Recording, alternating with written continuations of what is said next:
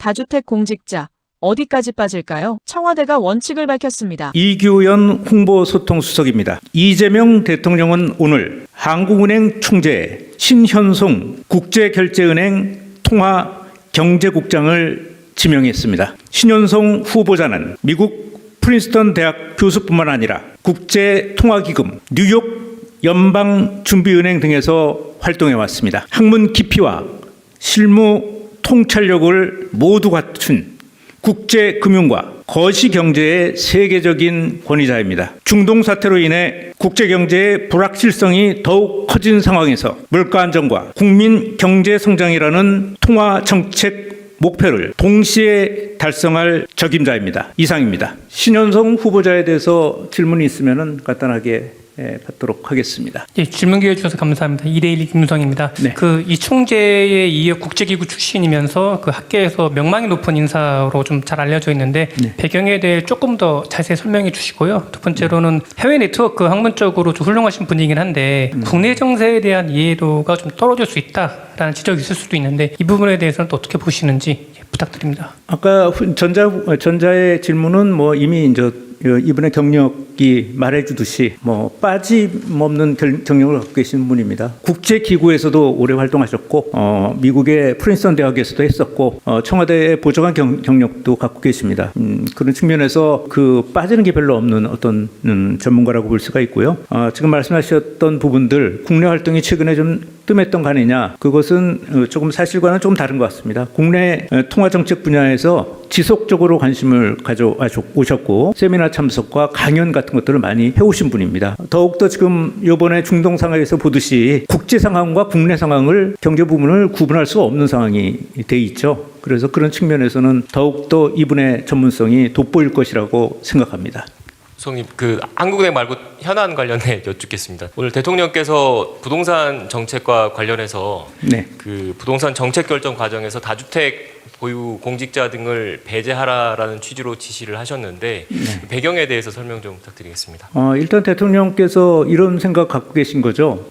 전 다주택을 강제로 사람들한테 팔라 이렇게 얘기는 하고 있는 건 아니시고요. 그럴 수 있는 내놓는 게 더 좋다. 처분하는 게 더 좋은 정책적인 수단을 마련하겠다. 이렇게 계속 아주 자주 또 말씀하신 거예요. 그런 상황에서 이제 부동산 주택 정책을 하는 담당자들이 그런 정책 설계에 참여하는 게 다주택자들이 맞느냐 이런 생각 좀 갖고 계셨던 것 같고요. 그래서 그런 것들을 좀 더 강하게 이런 정책을 설계하겠다는 의지를 보여줬다고 볼 수가 있습니다. 그래서 부동산 주택 정책의 담당자들에 대한 부동산 보유 현황을 파악 중에 있습니다. 그래서 이게 파악되고 난 다음에 업무 배제 조치 같은 것들을 시행할 생각입니다. 그래서 이와 같은 지침은 각 부처 내각에 전달이 됐습니다. 오늘은 날씨가 좋아서 현안은 좀 안 받으려고 네, 가급 좀 줄여주십시오.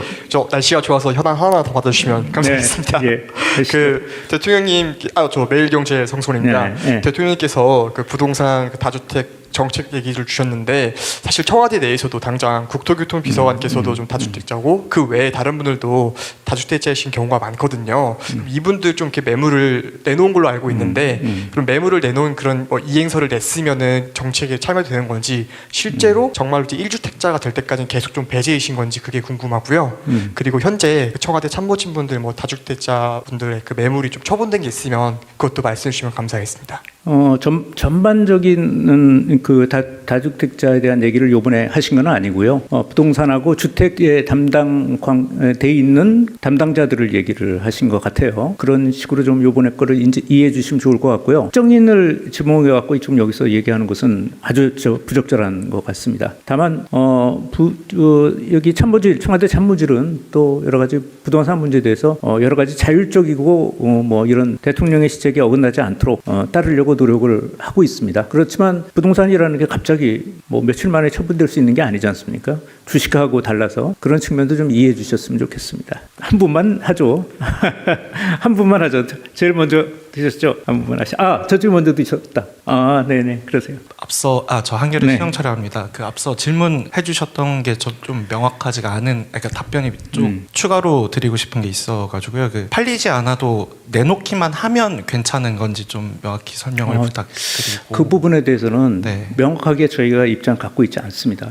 네, 그래서 그거는 나중에 좀 시간을 갖고 좀 정리해 그리고 드리겠습니다. 그 지시가 내려간 관련 부처가 구체적으로 어디인지도 좀 궁금합니다. 그것도 어떤 그 부동산 관련 부처들이 여러 군데로 산재되어 있지 않습니까? 그래서 이제 그런 것들을 일률적으로 이렇게 지금 말씀드리기가 어려운 것 같고, 지금 대통령의 입장이 서서 그것이 각 그 내각 부처로 전달됐기 때문에 거기서 구체적인 것은 거기서 만들지 않을까. 지금 그런 구체적인 것 없이 제가 말씀드렸다가 또 각 부처의 입장이 곤란해질 수 있어서, 이거는 대통령의 입장이 분명하게 표시가 된 거고, 그리고 다주택자들이 매물을 내놓는 게 더 이익이 될 수 있는 정책을 설계하겠다는 의지를 보여주셨다. 그렇게 좀 이해해 주시기 바랍니다. 세부적인 것은 여기서 청와대에서 발표할 수 있는 사안은 아닌 것 같습니다. 다만 이와 관련해서 중요 정책에 관련해서는 업무 배제의 원칙은 분명히 갖고 있습니다. 그 원칙을 허무는 일은 없을 겁니다. 하는 관련해서라면 발언권 드리겠습니다.